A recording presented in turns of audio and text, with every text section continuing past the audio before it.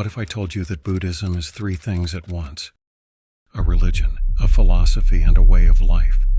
And yet it's none of them. How is that possible?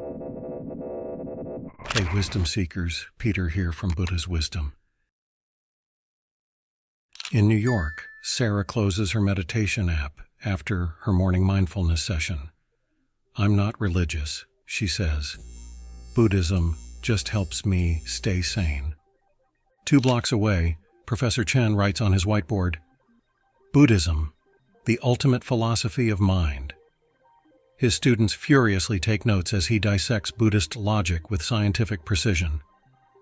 Meanwhile, in Los Angeles, the Nguyen family lights incense at their local temple, praying for their ancestors. Their faith in Buddhism has carried their family through generations. 3 people, 3 completely different versions of Buddhism.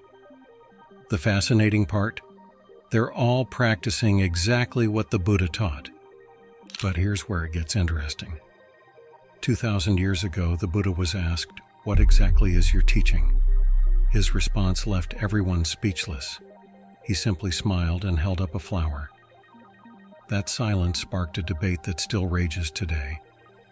Is Buddhism a set of practical life tools, a profound philosophy, or one of history's most powerful religions? The answer? It unlocks a mystery that's baffled scholars for centuries and might completely change how you view your own path to truth. Today we'll uncover why the Buddha deliberately created a teaching that works on 3 different levels. We'll explore how these 3 faces of Buddhism aren't contradictions. They're pieces of a brilliant puzzle that's more relevant today than ever. But first, let's go back 2,500 years to a crucial moment that changed history.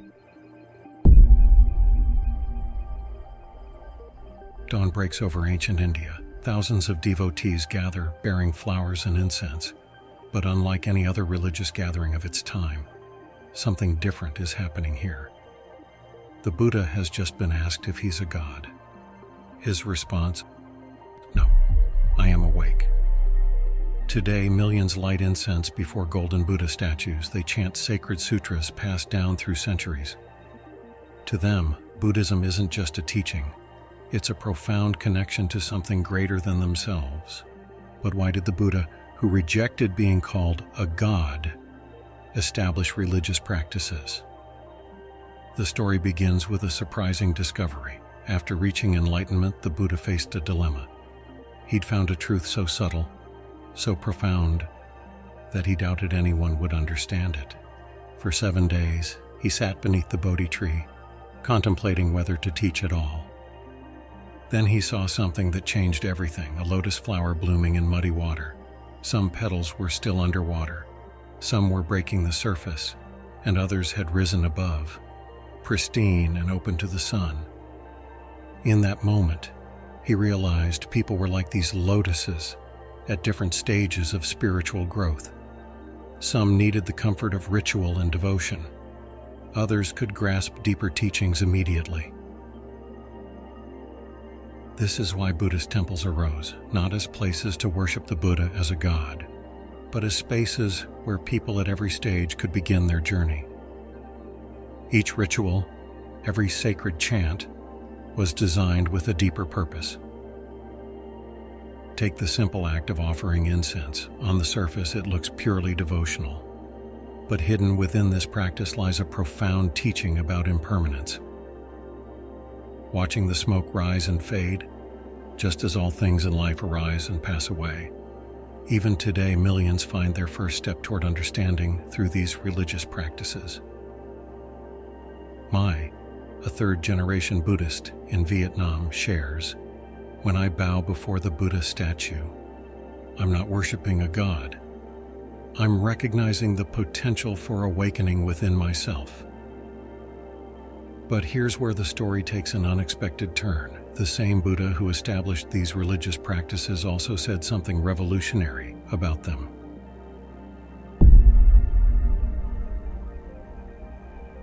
Imagine this. A young philosopher approaches the Buddha with absolute certainty about his beliefs. Hours later, he leaves transformed, not by new beliefs, but by learning to question everything he thought he knew. Today, in universities worldwide, professors realize something startling. Buddhist texts outlined critical thinking methods 2,500 years before Western philosophy discovered them. But here's the twist: the Buddha wasn't trying to create a philosophy. He was doing something far more radical. Is there a self? Does time really exist? Is anything permanent? While other teachers gave definite answers, the Buddha responded with a method that still baffles modern thinkers. He turned each question back to human experience itself. Take his most famous dialogue. When asked about the nature of reality, the Buddha picked up a handful of leaves and asked, "What are there more of, the leaves in my hand or the leaves in the forest?" "The leaves in the forest, clearly," his student answered. In the same way, the Buddha replied, "I teach only what's essential for freedom. Everything else? Those are just leaves in the forest." This wasn't philosophy for philosophy's sake. Each question, each analysis had one purpose: to free the mind from suffering. The Buddha challenged his students to question not just their beliefs, but the very way they thought about thinking. Consider his revolutionary approach to the biggest philosophical questions. Instead of debating if gods exist, he asked, "What causes suffering?" Rather than theorizing about eternal life, he investigated why we fear death. Instead of defining ultimate reality, he showed how to find peace in this moment. This philosophical revolution isn't just ancient history. Sarah, a quantum physicist, shares, "When I first read Buddhist logic, I was stunned. They were asking the same questions we're asking in modern physics, about the nature of reality, consciousness, and observation. But they were asking them over 2 millennia ago." But just when students thought they'd grasped Buddhism's philosophical core, the Buddha would say something that turned everything upside down.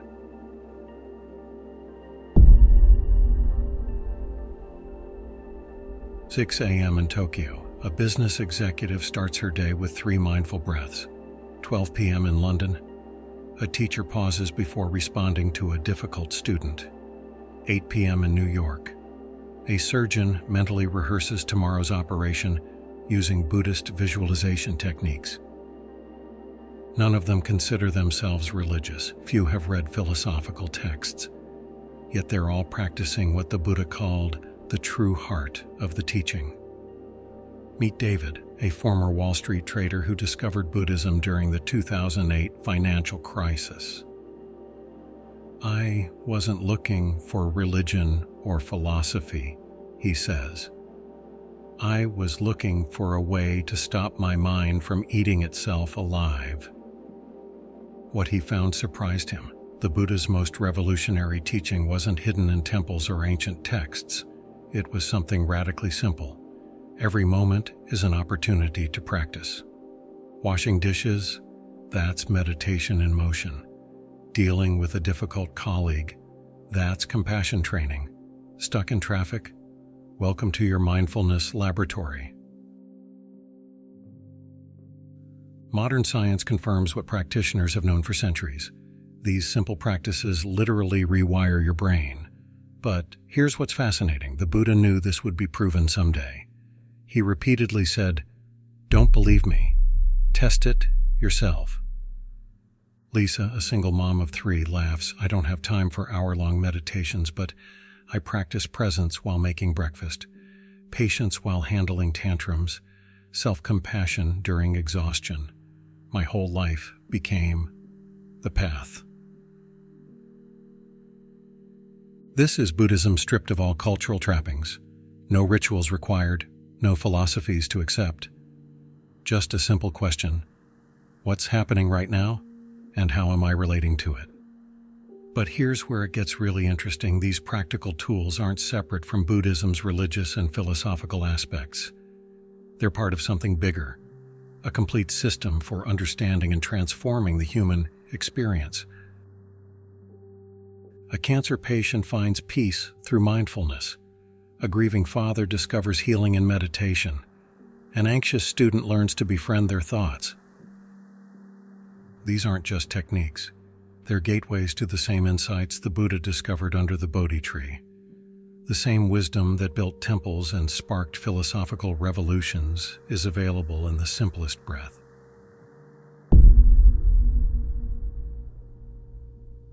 Remember our three practitioners from the beginning? The CEO using mindfulness, the philosopher studying texts, and the family at their temple? Here's what they discovered. They weren't on different paths. They were climbing the same mountain from different sides. Picture a diamond with three faces. Each face reflects light differently, yet it's the same diamond. Buddhism's genius lies not in its religious practices, philosophical insights, or practical tools alone, but in how they illuminate each other. Meet Michael, a skeptical psychologist who started with simple stress reduction techniques. The better I got at mindfulness, he shares, the more I wanted to understand how it worked. That led me to Buddhist philosophy, and something unexpected happened. I found myself drawn to the beauty of traditional practices I once dismissed. In Japan, ancient temples now offer meditation apps. In America, philosophical discussions end with ceremonial tea. In India, tech companies start meetings with mindfulness practices passed down from the Buddha. But here's the revolutionary part. This integration isn't new. It's exactly what the Buddha designed. When you bow in a temple, you're practicing mindfulness. When you analyze your thoughts, you're engaging in devotion to truth. When you practice everyday mindfulness, you're touching the sacred in the ordinary. Sarah, our New York meditator, now attends philosophical discussions. Professor Chen discovered profound peace in simple daily practices. The Nguyen family finds their rituals deepened by understanding their philosophical meanings. Like three streams flowing down a mountain, each path, religious, philosophical, and practical, eventually leads to the same ocean of understanding. But here's the beauty of Buddhism. You don't have to choose one stream. You can drink from all three. This isn't about believing everything or practicing everything. It's about finding your entry point and letting it naturally lead you deeper. A businessman discovers spirituality through stress reduction. A religious practitioner finds deeper meaning through philosophy. A philosopher learns the power of simple daily practice. They all arrive at the same revelation. Buddhism isn't just a religion, philosophy, or way of life. It's a complete map of human transformation with different vehicles for different terrains of your journey.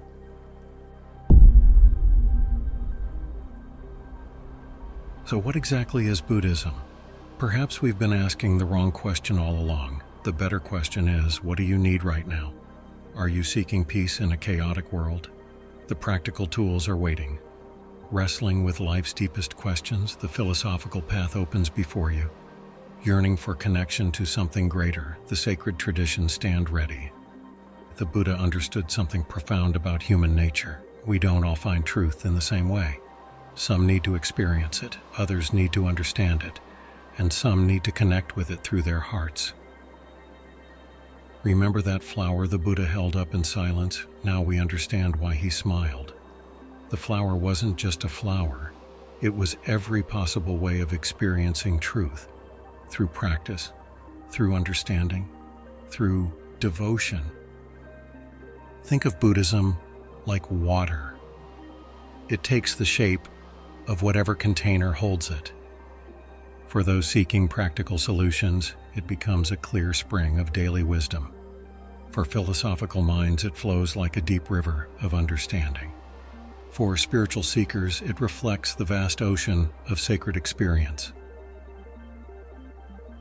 James, a former skeptic, shares, "I started with stress reduction apps. Now I study ancient texts and sometimes meditate in temples. Each step felt natural, like following a trail of breadcrumbs to something deeper." Maria, once strictly religious, adds, understanding the philosophy behind our traditions made them more meaningful. My practice isn't just ritual anymore, it's alive. Here's what makes Buddhism unique. It never forces you to choose. Start wherever you are. Trust your natural curiosity.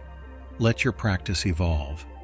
Because ultimately, Buddhism isn't about becoming Buddhist, it's about becoming awake to your life, your potential, your deepest truth. Whether you are struggling with daily stress, searching for deeper meaning, or seeking ultimate truth, the path begins exactly where you are, right now, in this moment. Because that's what the Buddha discovered under the Bodhi tree. Every path to truth is valid when walked with an open heart and clear mind. Before we end, let me share a secret the Buddha told his closest students. Truth is like the moon reflected in water, he said. Some will see it clearly. Others will point to the reflection itself. And some will argue about which pond shows it best. He smiled and added, but the moon remains the moon. Your path to understanding might start with a meditation app on your phone. It might begin in a philosophy book that catches your eye, or perhaps in a quiet moment that fills you with wonder. Start there, that's perfect. Because here's what we learned today. There's no wrong door to walk through.